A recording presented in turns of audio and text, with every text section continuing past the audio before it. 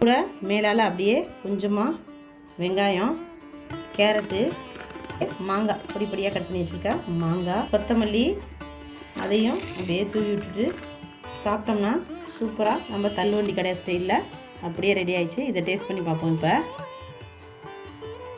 Hi friends, மித்ருத்து cooking சேனலில் நம்ம இன்றைக்கி ரோட்டு கடை ஸ்டைலு சுண்டல் எப்படி செய்கிறதுன்னு தான் பார்க்க போகிறோம்.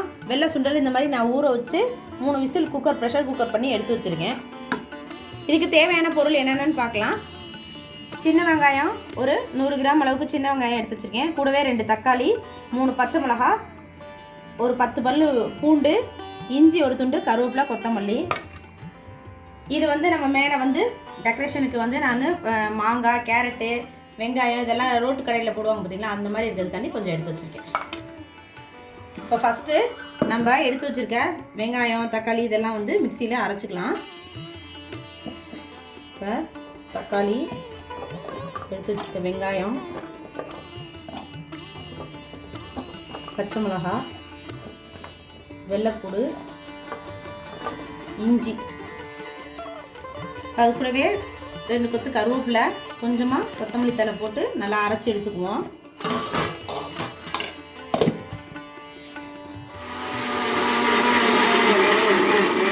அரைச்சாச்சு.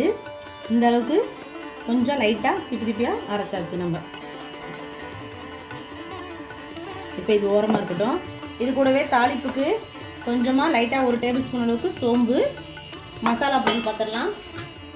மஞ்சத்தூள், கரம் மசாலா, மிளகுத்தூள், மல்லித்தூள், ஜீரகத்தூள், அவ்வளோதான். இப்போ ஃபஸ்ட்டு அடுப்பு பற்ற வச்சுக்குவோம். இப்போ கடாய் வச்சிட்டோம். கடாய் நல்லா சூடாகட்டும். இப்போ இதில் ஒரு 2 டேபிள் ஸ்பூன் அளவுக்கு எண்ணெய் சேர்த்துக்குவோம்.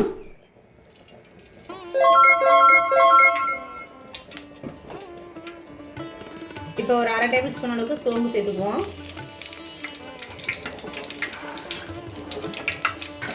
சோம்பு நல்லா பொரிஞ்சிருச்சு. இப்போ நம்ம அரைச்சி வச்ச பேஸ்ட்டை அதோட சேர்த்துக்குவோம்.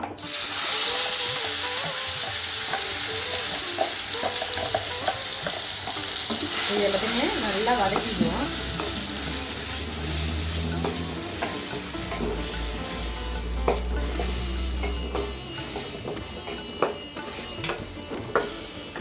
நம்ம ரோட்டு கடையில் செய்கிற சுண்டல் டேஸ்ட்டாக வர்றதுக்கு ஒரு முக்கியமான இன்க்ரீடியன்ட் இருக்குது. ஃபுல் வீடியோ பாருங்கள், அப்போ தான் உங்களுக்கு தெரியும். வெங்காயம், தக்காளி எல்லாமே நல்லா பச்சை வாசம் போயிடுச்சு. இப்போ மசாலா பொருள் சேர்த்துக்கலாம். 1/2 டேபிள் ஸ்பூன் அளவுக்கு மஞ்சத்தூள்,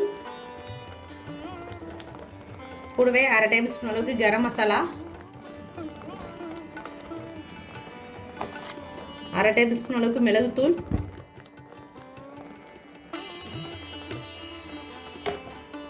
1/2 டேபிள் ஸ்பூன் அளவுக்கு மல்லித்தூள், 1/2 டேபிள் ஸ்பூன் அளவுக்கு மிளகாய்த்தூள். இது கூடவே ஒரு 1/4 டீஸ்பூன் அளவுக்கு ஜீரகத்தூள், அதையும் சேர்த்துக்கிறோம். இது எல்லாத்தையுமே நல்லா மிக்ஸ் பண்ணிக்குவோம்.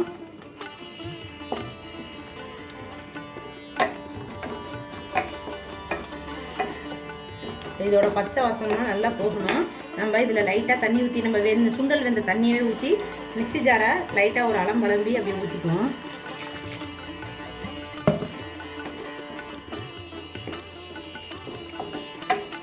இது ஓரமாக இந்த சைடில் கொதிக்கட்டும். நம்ம எடுத்து வச்ச சுண்டலில் பாதி சுண்டல் ஒரு கரண்டி அளவுக்கு எடுத்து லைட்டாக ஒரு ஓட்டிக்குவோம் மிக்சியில்.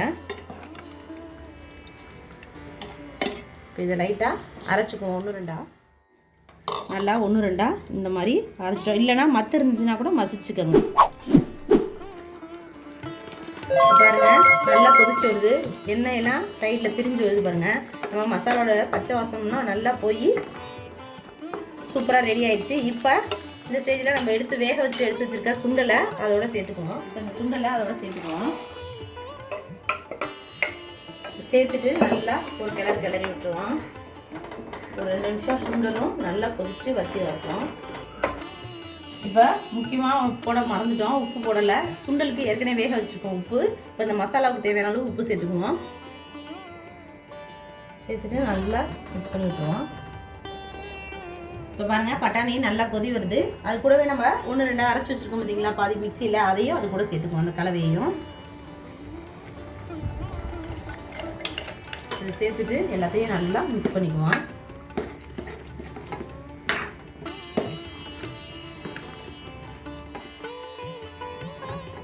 நம்மளுடைய பட்டாணி சூப்பராக ரோட்டு கடையில் செய்கிற மாதிரி அப்படியே வந்துடுச்சு பாருங்க. இப்போ இந்த மசாலாவுக்கு ரொம்பவே டேஸ்ட் கொடுக்க ரோட்டு கடையில் செய்கிற மாதிரி அதோட முக்கியமான சீக்ரெட் இன்க்ரீடியன்ட்டே இந்த கடலை மாவு தாங்க. இப்போ நம்ம 1 டேபிள் ஸ்பூன் அளவுக்கு கடலை மாவு எடுத்துருவோம். அதை ஒரு பவுலில் போட்டுக்குவோம். இப்போ இது கூட லைட்டாக தண்ணி சேர்த்துக்குவோம். சேர்த்துட்டு இது நல்லா கரைச்சி எப்போ செஞ்சாலும் நமக்கு மட்டும் டேஸ்ட் இல்லையே, அந்த மாதிரி டேஸ்ட் இல்லையேன்னு காரணம் இதுதாங்க. லைட்டாக ஒரு டேபிள் ஸ்பூன் அளவுக்கு கடலை மாவு நல்லா கரைச்சிட்டு அதோடு சேர்த்துக்கிட்டோம்னா டேஸ்ட்டு ரொம்பவே அருமையாக இருக்கும். அப்படி இல்லைன்னா நம்ம கடலை பருப்பை கூட ஊற வச்சு அரைச்சிட்டோம். இப்போ இதோட சேர்த்துக்குவோம்.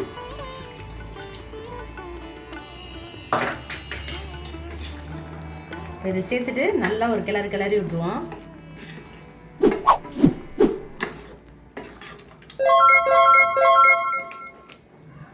நம்ம மாவு ஊற்றினோடனே நல்லா கெட்டியாக ஆரம்பிச்சிரும்.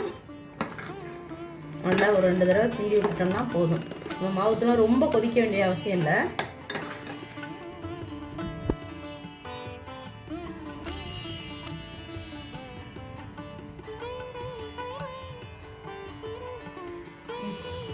இப்போ அவ்வளோதாங்க, நம்மளுடைய ரோட்டு கடை ஸ்டைலு சுண்டல் ரெடி ஆயிடுச்சு. இது கூட மேலே வந்து கொஞ்சமாக கருவேப்பிலை, கொத்தமல்லி தழை தூவி நம்ம அடுப்பை இறக்கிடலாம். அது ஒரு கலர் பாருங்க, நம்மளுடைய ரோட்டு கடை ஸ்டைலு சுண்டல் ரெடி ஆயிடுச்சு.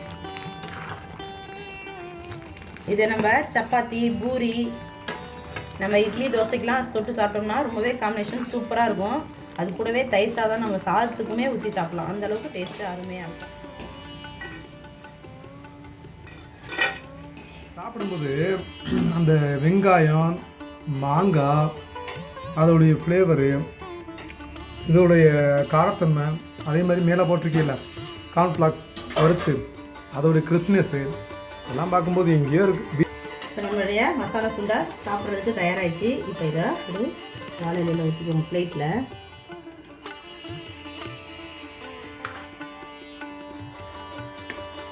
இப்போ இது கூட மேலால் அப்படியே கொஞ்சமாக வெங்காயம்,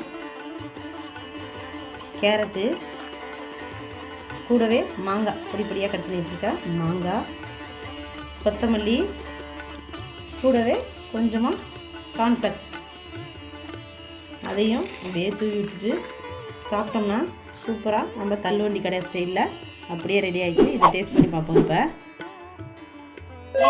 நம்மளுடைய மசாலா சுண்டல் ரெடி ஆயிடுச்சு. வாங்க டேஸ்ட் பண்ணி சொல்லுங்கள் எப்படி இருக்குன்னு.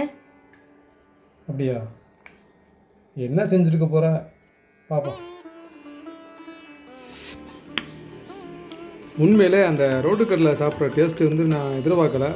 ஆனால் இந்த மாதிரி செய்வேன்னு சொல்ல முடியல. அது அந்த வெங்காயம், மாங்காய், அதோடைய ஃப்ளேவரு, இதோடைய காரத்தன்மை, அதே மாதிரி மேலே போட்டிருக்கீங்கள கார்ன்ஃப்ளாக்ஸ் வறுத்து அதோடைய கிறிஸ்ப்னஸ்ஸு இதெல்லாம் பார்க்கும்போது எங்கேயும் ஆமாங்க. ஏன்னா நம்ம சுண்டல் வந்து சும்மா கொடுத்தோம்னா சாப்பிடாதுங்க. இந்த மாதிரி கொஞ்சம் டிஃப்ரெண்ட்டாக செஞ்சு கொடுத்தோம்னா குழந்தைங்க விரும்பி சாப்பிடுவாங்க. நம்ம ரோட்டு கடையில் விற்கிறத கேட்கவே மாட்டாங்க.